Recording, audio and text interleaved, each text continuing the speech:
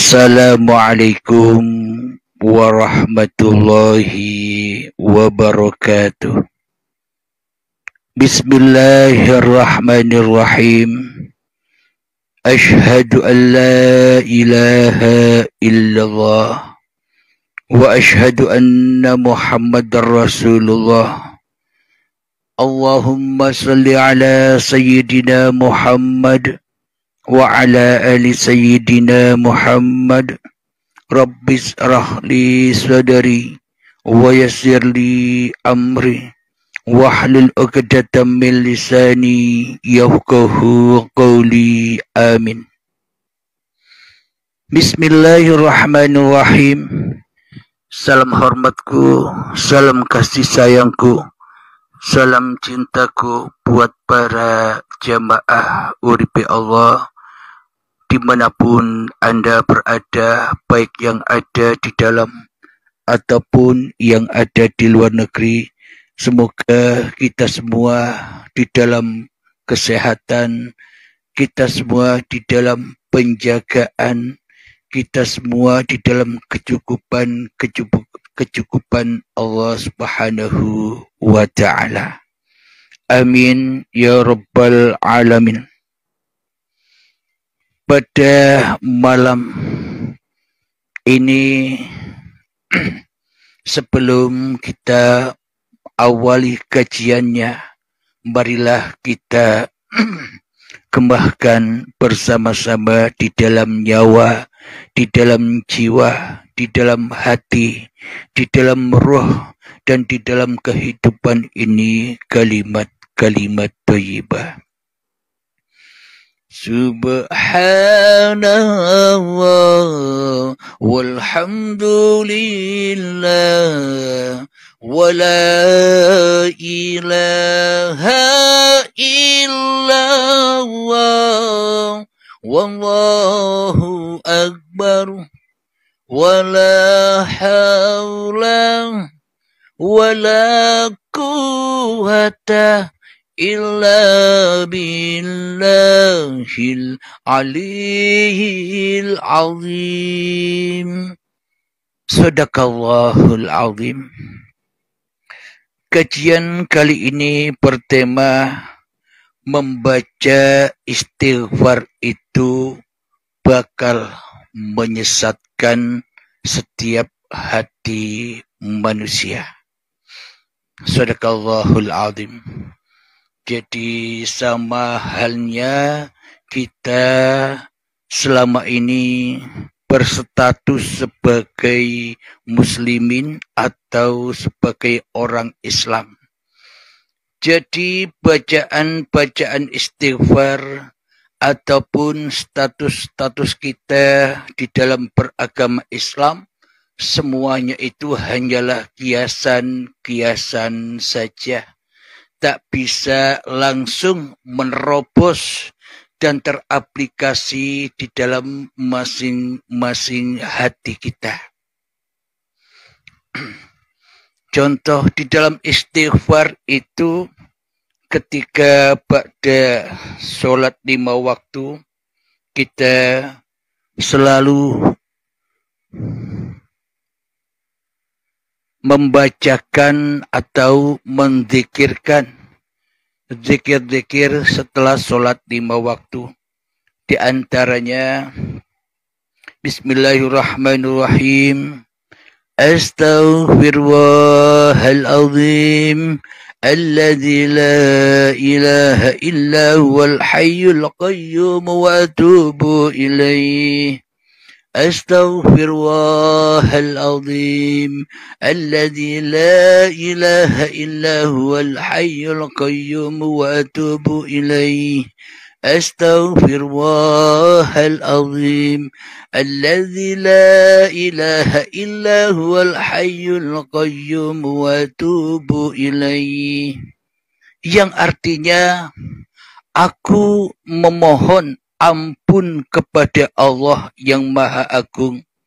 Tiada Tuhan yang berhak disembah kecuali Allah, Zat yang Maha Hidup, kekal abadi dan terus-menerus mengurus makhluknya tiada henti, dan aku bertaubat kepadanya. Alhamdulillahirrabbilalamin. Bila ini kita kaji secara syariatnya, ya benar sekali. Jadi bacaan ini sesuai artinya sangat dianjurkan di dalam babagan syariat. Kenapa? Karena babagan syariat manusianya masih belum bertuhankan Tuhannya. Akan tetapi di babagan syariat manusia masih mempertuhankan diri manusianya di hatinya. Apa buktinya? Manusia yang masih duduk di dalam babagan syariat masih mengedepankan, masih merasa dirinya yang hidup, masih merasa dirinya yang punya badan, masih merasa dirinya yang bisa sholat, masih merasa dirinya yang bisa istighfar, masih merasa dirinya yang bisa ibadah. Di dalam tatanan babagan syariat masih manusianya yang mentuhani aktivitas-aktivitas dan yang mentuhani segala-galanya di dalam hatinya. Jadi pas cocok bila dianjurkan di dalam tatanan syariat. Supaya apa? Supaya manusianya mau lebih dalam lagi masuk ke dalam zikir-zikirnya atau lebih masuk lagi ke dalam Tuhannya. Akan tetapi kita selama ini banyak terlena di dalam tatanan syariat. Lebih banyak kita merasa bersyariat, lebih tinggi ilmu kita, lebih banyak amal kita, lebih banyak zikiran-zikiran kita, lebih banyak istighfar-istighfar kita, kita tambah dan tambah merasa bangga dan merasa mulia di dalam hati kita karena ilmu, karena semua ibadah-ibadah yang kita kerjakan selama ini. Inilah tanda buktinya, semakin kita beribadah, semakin kita berzikir-zikiran, semakin kita baca istighfar tanpa mengenal kepada siapa kita beristighfar, maka semuanya tambah dan tambah menyesatkan saja. Maknanya tambah dan tambah kita jauh dari Tuhan. Kenapa? Karena maha sucinya hawa nafsu kita yang selama ini kita agung-agungkan di dalam hati kita. Tambah besarnya diri kita di hati kita dengan ibadah dan sholat kita. Dengan istighfar kita, kita merasa lebih mulia daripada orang lain. Inilah bukti ketersesatan hati kita ketika kita beristighfar tanpa mengenal, ketika kita beristighfar tanpa menghadap, ketika kita beristighfar tanpa menyaksikan untuk siapa istighfar ini kita haturkan, kita persembahkan, kita abdikan selama ini. Jika di dalam hati kita yang wujud nyata masih diri manusia kita, jika di hati kita yang wujud badan-badan ini yang merasa bisa beristighfar, yang merasa bisa sholat, yang merasa bisa apapun, maka sebenarnya kita menghaturkan semua apa yang kita lakukan, menghaturkan semua sholat-sholat kita, menghaturkan semua istighfar-istighfar kita, menghaturkan semua sholawat-sholawat kita, menghaturkan semua zikiran-zikiran kita. tak hanya kepada hawa nafsu kita sendiri yang lebih wujud daripada wujudullah. Itulah bukti ketersesatan hati kita bila kita tidak mengenal Allah. Itulah bukti ketersesatan hati kita bila kita tak tahu dan tak pernah berjumpa dan menyaksikan Allah. Kenapa? Karena belum Islam hatinya, karena belum selamat hatinya, karena belum pulang jiwa dan hatinya kepada yang menciptakannya. Itulah bukti bahwa semakin kita membaca, hanya membaca istighfar saja, maka pasti hati kita merasa sudah bangga, hati kita merasa sudah mulia, hati kita merasa sudah menjadi ahli surga. Katanya begitu. Alhamdulillahirabbil alamin. Mari kita gali di dalam bacaan zikiran setelah sholat. Jadi yang dimaksud aku memohon ampunan kepada Allah itu yang bagaimana? Bukan membaca astaghfirullahaladzim, astaghfirullahaladzim, astaghfirullahaladzim saja. Itulah yang membuat ketersesatan hati kita selama ini kepada Allah. Kenapa? Karena perintah itu diutus kita mohon ampun kepada Allah, malah hanya kita baca saja tanpa teraplikasi mohon ampunan kepada Tuhan yang telah menciptakan kita.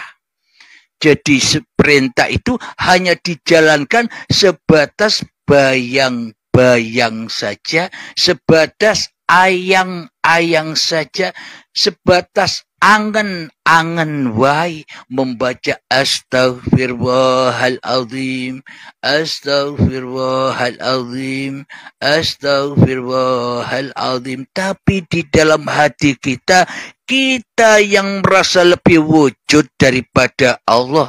Tetapi di dalam hati kita, kita yang merasa lebih hidup daripada Allah. Tapi di dalam hati kita, kita yang merasa berkuasa atas semua yang kita lakukan daripada Allah. Apakah ini mencerminkan mohon ampunan kepada Allah? Sementara di dalamnya kita malah menjadi Allah. Sementara di dalamnya kita malah menjadi Tuhan. Sementara di dalamnya kita malah menjadi penguasa hidup dan badan ini yang merasa mulia daripada orang yang lainnya. Apakah itu mohon ampun yang sebenar-benarnya mohon ampun? Inilah bukti bahwa bacaan istighfar itu hanyalah menyesatkan hati manusia saja. Bila itu hanya dikaji lewat pintu syariat saja, hanya membaca saja. Sedangkan ilmu hakikat makrifat itu adalah mencerminkan atau mengaplikasikan zikiran-zikiran itu di dalam hatinya. Jadi meskipun lisannya membaca, tapi hatinya mengaplikasikan itu, mengaplikasikan mohon ampunan yang sebenar-benarnya. Apakah pengaplikasian mohon ampunan itu? Apakah pengaplikasian istighfar itu yang sebenar-benarnya? Mari kita tengok lagi arti dari zikiran itu sendiri. Astaghfirullahaladzim alladzi la ilaha illa huwal hayyul qayyum wa atubu ilaih. Aku memohon ampunan kepada Allah yang Maha Agung. Tiada Tuhan yang berhak disembah kecuali Allah. Bila di dalam diri kita yang ada, berarti selain diri kita tak ada. Allah nyata ada. Allah nyata agung. Allah nyata besar. Allah nyata wujud. Allahnya Adam. Allahnya mati. Hanya diri kitalah yang wujud di hati kita. Berarti semakin kita membaca istighfar, maka semakin kita syirik kepada Tuhan yang menciptakan diri kita. Itulah buktinya bahwa kita selama ini telah tersesat jauh dengan apa yang kita kerjakan. Tersesat jauh dari apa yang kita amalkan. Tersesat jauh dari solat-solat yang kita kerjakan. Tersesat jauh dari istighfar-istighfar yang kita kumandangkan. Kenapa? Karena ibarat anak kecil hanya tahu teks lagunya saja. Nyanyi lagu cinta tanpa mengaplikasikan, tanpa memahami cinta itu sendiri. Karena kita selama ini masih seperti anak kecil yang masih duduk di syariat saja. Kenapa? Marilah kita beranjak. Bangkitlah dari duduk kita. Bangkitlah. Sesuai dengan ayat. Ya ayyuhalladzina amanu. Udhulu fis-silmi kafah. Wahai orang-orang yang beriman, marilah masuk ke dalam agama yang sempurna. Apakah agama yang sempurna itu? Apa label Islam? Apa label Nasrani? Apa label Yahudi? Apa label Majusi dan sebagainya. Bila masih hanya label-label saja, itu tambah dan tambah menyesatkan hati saja. Tapi agama Allah itu tanpa label. Apa maknanya? Masuklah ke dalam hatimu. Dan ketahuilah hakikat sejati dirimu. Sejati diri manusiamu yang sebenarnya tak ada. Jati diri manusiamu yang sebenarnya tak wujud. Jati diri manusiamu yang sebenarnya tak hidup. Jati diri manusiamu yang sebenarnya tak kuasa apapun. Yang ada hanya la ilaha illa huwal hayyul qayyum wa atubu ilaih. Hanyalah Allah yang ada. Itulah yang dimaksud bertaubat dari diri manusia kita di hati kita. Itulah yang disebut agama yang sempurna.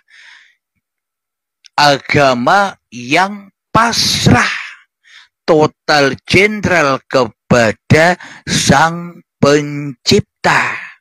Jadi meskipun kita tak baca istighfar, maka itu sudah mewakili semuanya. Mewakili keselamatan kita. Mewakili kezaliman-kezaliman kita yang selama ini kita lakukan. Dihancur leburkan di dalam hari pembalasan, hari perhitungan. Itulah kesadaran diri kita bahwa diri kita selama ini telah salah, telah zalim di dalam bertuhan. itulah tanda-tanda bahwa kita sudah bertemu dengan yaumil kiamah dan hari kebangkitan serta hari pertanggungjawaban. Kita jawab semua di dalam hati kita bahwa diri kita selama ini telah salah dan telah tersesat jauh dari Tuhan. Ketika kita sudah memahami kesalahan-kesalahan kita, ketika kita sudah memahami kezaliman kita kepada Allah selama ini. Alhamdulillahirabbil alamin. Bagaimana mungkin istighfar itu bisa membuat kita diampuni oleh Allah atas seluruh dosa-dosa kita, sementara di dalam hati kita yang ada hanyalah diri kita sendiri. Allahnya gaib, Allahnya Adam, Allahnya tak ada, yang ada hanya diri kita yang merasa bisa membaca istighfar karena kita telah menyerupai Allah, padahal Allah itu inna sholati wa nusuki wa mahyaya wa mamati lillahi rabbil alamin. Sesungguhnya solatku dan ibadahku, bahkan hidup dan matiku hanyalah milik la ilaha illallah, hanyalah milik Rabbul alamin. Apalagi istighfar. Jadi semakin banyak ibadah-ibadahmu, semakin banyak amal-amalmu, semakin tinggi ilmu-ilmumu, semakin banyak istighfar-istighfarmu, semakin banyak sholawat-sholawat yang kau agung-agungkan, maka semakin tersesatlah jiwamu akan Tuhanmu yang telah mewujudkanmu, ketika di dalam hatimu hanya dirimu yang wujud sementara Allah tak wujud. Berarti itu kan bukan istighfar, tapi membaca istighfar. Hakikat istighfar itu sendiri adalah ketika di dalam hati kita sudah rela, sudah ridho. Yakni seperti di dalam ayat, ya ayyatuhan nafsul mutmainnah, wahai jiwa-jiwa yang tenang. Bagaimanakah agar jiwa kita bisa tenang? Caranya bagaimana? Ya ayyatuhan nafsul mutmainnah, irji'i ila rabbiki radiyatan mardiyah. Caranya agar hati kita bisa tenang, yakni pulanglah dengan rela dan ridho ke alam kesejatian dirimu yang tak ada, kesejatian dirimu yang tak wujud, kesejatian dirimu yang tak hidup, kesejatian dirimu yang adam, kesejatian dirimu yang tak bisa apa-apa, maka relakanlah, ridhokanlah kau kita kembali kepada hakikat diri sejati manusia kita, maka Allah pun rela dan ridho menerima kita kembali. Itulah yang membuat hati kita semua bisa tenang. Jadi bukan dari istighfar itu, tapi dari diamnya hati, tenangnya hati, heningnya hati, sunyinya hati, tafakurnya diri kepada Sang Pencipta. Maka ketika kita rela dan ridho kembalikan semua hak-hak Allah yang wujud, maka teraplikasilah la ilaha illallah. illallah. Itulah agama dan itulah bertuhannya seluruh manusia.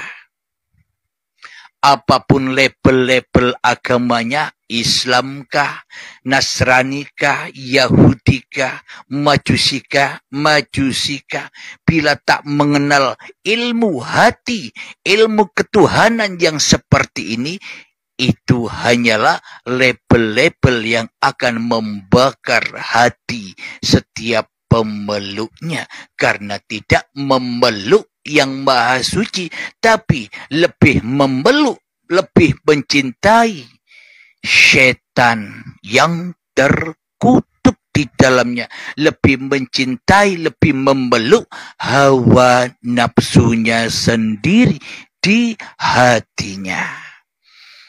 Maka lanjutan ayatnya, fadkhuli fi ibadi. Nah, maka masuklah ke dalam hamba-hambaku yang mengabdi. Siapakah dia? Ketika di dalam hatinya sudah tak ada lagi dirinya kecuali Tuhannya. Ketika di dalam hatinya tak wujud lagi dirinya kecuali Tuhannya. Ketika di dalam hatinya tak hidup lagi dirinya kecuali Tuhannya. Ketika di dalam hatinya tak kuasa lagi dirinya kecuali Tuhannya. Itulah makna bertuhan dan beragama. Agama yang sempurna itu. Jadi itulah yang dimaksud mengabdi. Jadi sholatnya demikian, ibadahnya demikian, istighfarnya demikian, zikirannya demikian, sholawatannya demikian. Meskipun kita secara syariatnya terlihat sholat, meskipun kita secara syariatnya terlihat melakukan amal-amal ibadah, meskipun secara syariatnya kita terlihat membaca zikiran dan istighfar, serta membaca sholawat, tapi pada hakikatnya bahwa di dalam hati kita yang melakukan semua itu sudah bukan diri kita lagi. Akan tetapi semuanya itu adalah Tuhannya manusia sebagai pelakunya, yakni uripe Allah. Itulah yang dimaksud mengabdi itu. Jadi hakikat sholat itu adalah ketika manusianya sudah tak merasa bisa sholat lagi. Hakikat ibadah itu ketika manusianya sudah tak merasa mampu beribadah lagi. Hakikat berdoa itu ketika manusianya sudah tak mampu berdoa lagi. Hakikat istighfar itu adalah ketika manusianya sudah tak merasa mampu istighfar lagi. Kenapa kok tidak mampu? Karena sesungguhnya manusianya tidak mampu apa-apa. Hakikatnya semuanya adalah laku syariat, laku torekoh, laku hakikat, laku dan makrifat Tuhannya sendiri, yakni uripe Allah. Itulah yang dimaksud istighfar itu. Kelanjutan ayatnya, wadkhuli jannati. Ketika manusianya sudah melepaskan semua hak-hak milik yang diakui-akui di dalam hatinya, ketika harta, ketika amal, ketika ilmu, ketika urusan-urusan dunia, bahkan badan dan hidupnya sudah digulung, sudah dilipat, dikembalikan semua amanah ini kepada Tuhan yang telah memiliki hak-hak itu, maka dia akan kembali kepada hamba-hamba yang mengabdi dan ia kembali ke dalam surga. Masuklah ke dalam surgaku. Jadi di manakah surga itu? Surga itu ada dan berada di balik yang punya surga. Ketika kita masih jadi Tuhan di dalam hati kita, itulah hakikat neraka, yakni surganya iblis dan setan. Selama ini yang kita harap-harapkan surganya iblis dan setan yang full, penuh dengan kesenangan dunia, yang full dengan kesenangan hawa nafsu kita sendiri. Bila ingin masuk surganya Allah, bila ada cinta walaupun sebiji darah di dalam dada kita, cinta kepada dunia, apalagi cinta kepada badan dan hidup kita, maka kita takkan pernah bisa masuk ke dalam surganya Allah. Syarat masuk ke dalam surganya Allah, syarat masuk di dalam agama Allah, syarat masuk dalam ampunan Allah, syarat masuk ke dalam kebahagiaan di sisi Allah, yakni dengan cara pulangkanlah kewujudanmu kepada kewujudan Tuhan. Pulangkanlah kehidupan dirimu kepada hidup Tuhanmu. Pulangkanlah kekuasaan dirimu kepada kekuasaan Tuhanmu. Itulah yang disebut hamba yang sudah lillahi ta'ala. Alhamdulillahirabbil alamin.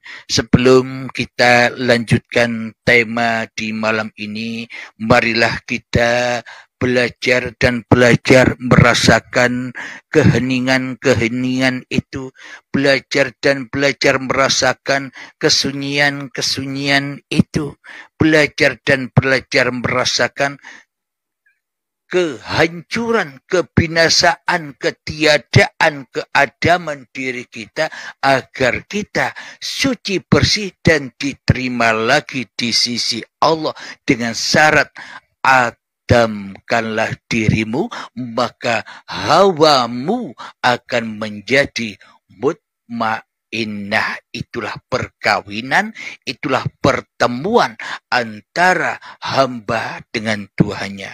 Mengheningkan cipta, mulai, silahkan 3 menit.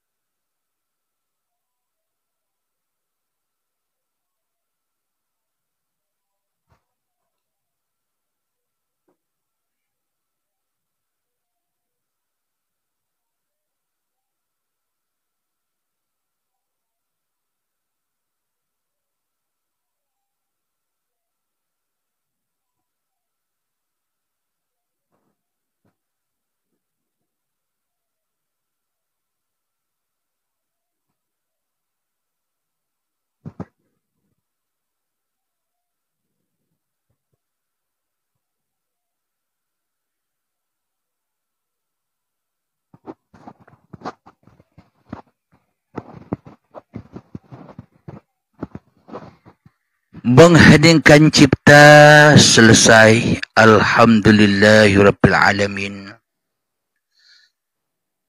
Mari kita lanjutkan kajian ini, yang mana membaca istighfar itu bukan membuat hati kita selamat, malah tambah menyesatkan hati kita jauh dari Allah. Kenapa? Karena kita yang menjadi Allah, dan karena kita yang merasa bisa membaca istighfar tanpa bisa menyaksikan kepada siapa kita mohon ampunan. Tak hanya kita menyaksikan diri kita sendiri, kita menyaksikan wujud kita sendiri, kita menyaksikan hidup kita sendiri, dan kita menyaksikan daya upaya kita sendiri di dalam istighfar itu. Itulah yang membuat kita tambah jauh. Memang kelihatannya, kata iblis dan setan, kamu hebat, istighfarmu banyak, kamu pasti diampuni oleh Allah. Kata iblis dan setannya begitu. Tapi jangan lupa, kamulah yang bisa istighfar, sedang orang lain tak pernah baca istighfar. Engkaulah orang mulia, engkaulah orang yang menjadi kekasih Allah, kata iblisnya begitu. Kenapa kita mudah ditipu oleh iblis? Kenapa? Karena kita tidak tahu bahwa sejati iblis itu ya diri kita sendiri. Ya diri kita sendiri, ketika diri kita masih merasa diri yang paling wujud daripada wujudnya Tuhan yang telah menciptakan kita. Jadi logikanya begini. Apakah mungkin ciptaan lebih wujud? Apakah mungkin ciptaan lebih hidup? Apakah mungkin ciptaan lebih berkuasa daripada yang menciptakannya? Coba diangen-angen sendiri. Coba dipikir-pikir sendiri. Coba dihayat-hayati sendiri. Bila yang menciptakan kalah wujud dengan yang diciptakan, berarti yang diciptakan lebih menjadi Tuhan daripada menjadi makhluk. Jadi Tuhannya dianggap makhluk. Apa makhluk itu? Adam. Apa makhluk itu? Mati. Apa makhluk itu? Lemah. Apa makhluk itu? Rawujud. Apa makhluk itu? Gaib. Sementara di dalam hati kita yang merasa wujud hanyalah hawa nafsu kita sendiri. Maka percumalah kita memasuki agama, percumalah kita banyak ilmunya, percumalah kita banyak amalnya, percumalah kita banyak istighfar, sholawatan dan zikirannya tanpa kenal Tuhan yang telah menciptakan diri kita. Berarti lebih penting mana syariat dan hakikat makrifat. Tanpa hakikat makrifat, syariat tidak ada. Tanpa Allah, manusia tidak ada. Lebih penting mana di dalam hati kita? Diri kita ataukah Allah yang wujud? Marilah kita tenggelam, menenggelami kesejatian keadaman diri manusia kita di dalam aplikasi kehidupan ini. Sejak bangun tidur sampai tidur lagi, aplikasikan semua itu, belajar dan belajar sampai kapan? Sampai ajal menjemput. Jangan lalai dari Allah walaupun sebiji darah. Bila kita lalai dari Allah walaupun semenit saja, maka hukumnya kufur. Kita menyerupai Allah seperti yang sudah-sudah. Alhamdulillahirabbil alamin. Semoga saya khususnya dan semoga kita semua sahabat penyimak Uripi Allah, kita diberikan hidayah, kita diberikan tuntunan bimbingan oleh Allah Subhanahu wa ta'ala agar senantiasa bisa roji'un, bisa kembali ke asalnya. Asalnya goib, kembali goib. Kita asalnya Adam, kembali Adam. Kita asalnya tak ada, kembali tak ada. Kita asalnya dari tanah, kembali jadi tanah. Karena sholat 5 waktu dan semua ibadah itu diperuntukkan untuk kita semua. Tak hanya supaya kita belajar mati. Apa gunanya kita melakukan sholat, ibadah, ilmu yang tinggi, istighfar yang banyak, sholawat yang banyak, bila kita masih merasa lebih hidup daripada Allah? Apa gunanya semua itu? Yang hanya tambah dan tambah menyesatkan hati kita jauh dari Allah. inilah pentingnya datangnya Al-Mahdi dan Isa untuk memerangi dajjalnya diri kita ini.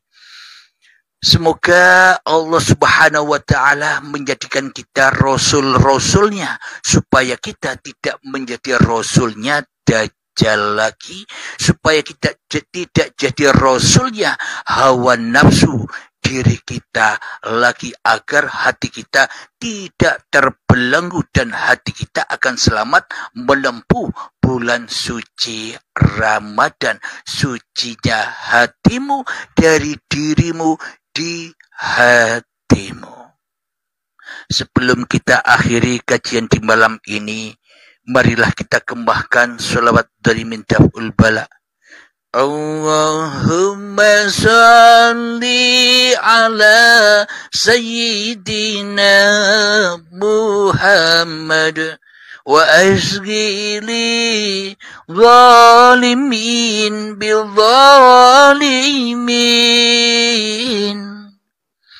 Allahumma salli ala Sayyidina Muhammad wa asghili zalimin bil zalimin. وأخرجنا من بينهم سالمين وعلى آله وصحبه أجمعين. بسم الله الرحمن الرحيم. اللهم يا قاضي الحاجات، اللهم يا مجيب الدعوات، اللهم يا رافع الدرجات، اللهم يا محل المشكلات، اللهم يا شافي الأمراض، اللهم يا كافي المهمات، اللهم يا دافع البليات، اللهم اختم لنا بالإيمان، اللهم اختم لنا بالإسلام بجاه سيد المرسلين. ربنا آتنا في الدنيا حسنة وفي الآخرة حسنة وقنا عذاب النار. وصلى الله على سيدنا محمد وعلى آله وصحبه وسلم والحمد لله.